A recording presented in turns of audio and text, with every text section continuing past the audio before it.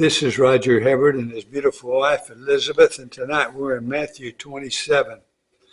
When morning came, all the chief priests and the elders, this is Matthew 27, and all the elders of the people took counsel against Jesus to put him to death.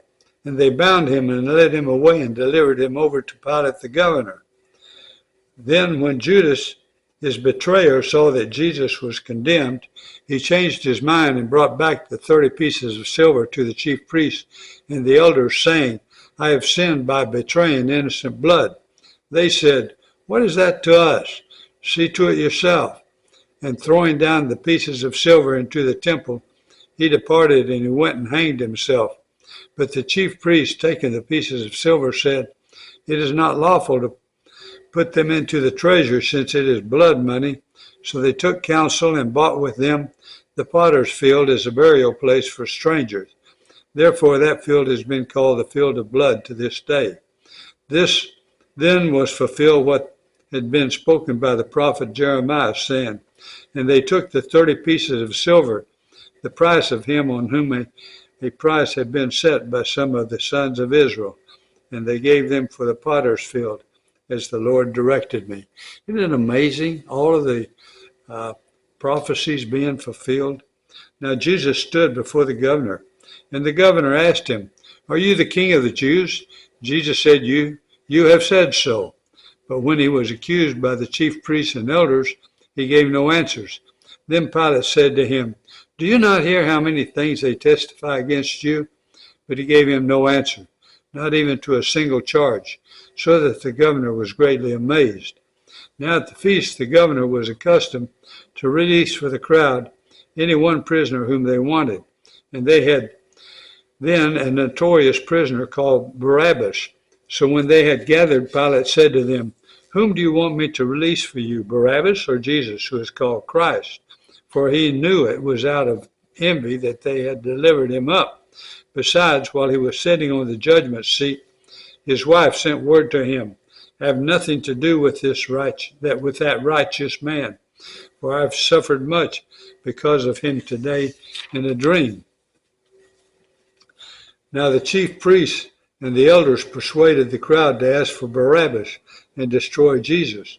The governor again said to them, Which of the two do you want me to release for you? And they said, Barabbas. Pilate said to them, Then what shall I do with Jesus, who is called Christ? They all said, Let him be crucified. And he said, Why? What evil has he done? But they shouted all the more, Let him be crucified. So when Pilate saw that he was gaining nothing, but rather that a riot was beginning, he took water and washed his hands before the crowd, saying, I am innocent of this man's blood. See to it yourselves. And all the people answered, His blood be on us and on our children.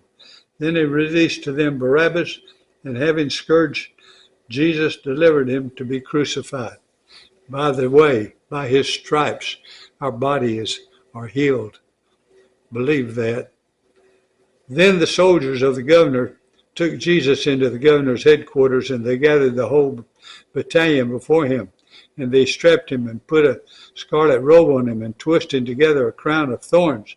They put it on his head and put a reed in his right hand, and kneeling before him, they mocked him, saying, Hail, King of the Jews!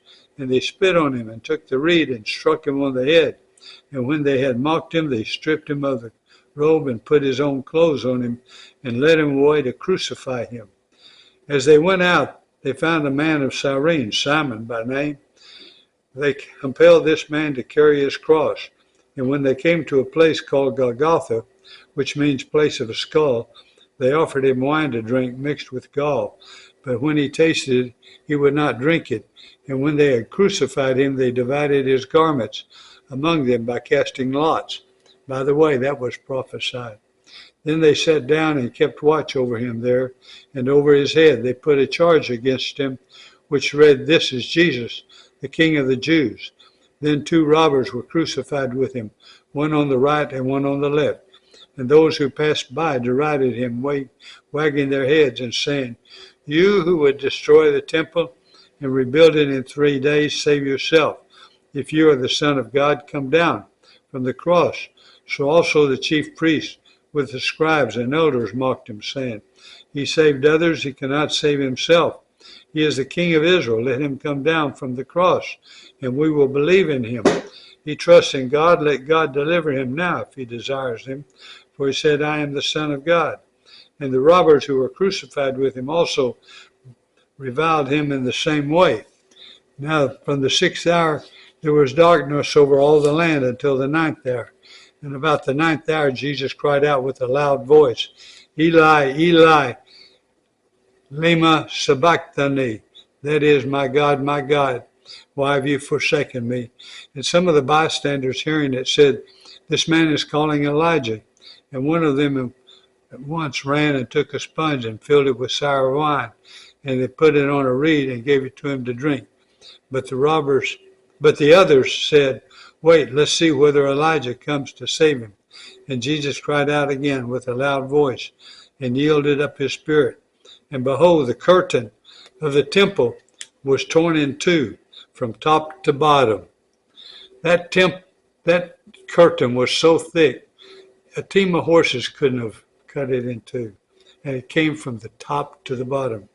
That's the holy place where the chief priest could only go in once a year. And the earth shook, and the rocks were split. The tombs also were opened, and many bodies of the saints who had fallen asleep were raised.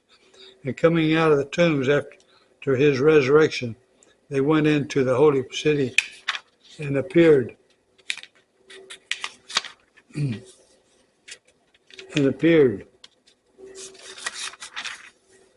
many. When the centurion and those who were with him, keeping watch over Jesus, saw the earthquake and what took place, they were filled with awe and said, Truly, this was the Son of God. There were also many women there looking on from a distance, who had followed Jesus from Galilee, ministering to him, among whom were Mary Magdalene, and Mary the mother of James and Joseph, and the mother of the sons of Zebedee. When it was evening, there came a rich man from Arimathea, named Joseph, who also, by the way, did you know it was prophesied he would be killed with the wicked and buried with the rich? Here is another confirmation of that prophecy. When it was evening, there came a rich man from Arimathea named Joseph, who also was a disciple of Jesus. He went to Pilate and asked for the body of Jesus. Then Pilate ordered it to be given to him, and Joseph took the body and wrapped it in a clean linen shroud and laid it in his own new tomb, which he had cut in the rock. And he rolled a great stone to the entrance of the tomb and went away. Mary Magdalene and the other Mary were there sitting opposite the tomb. The next day, that is, after the day of preparation, the chief priests and the Pharisees gathered before Pilate and said, Sir, we remember how the impostor said while he was still alive, and after 3 days I will rise. Therefore order the tomb to be made secure until the third day, lest his disciples go and steal him away and tell the people he has risen from the dead, and the last fraud be worse than the first. Pilate said to them, You have a guard of soldiers. Go, make it secure as you can. So they went and made the tomb secure by sealing the stone and setting a guard.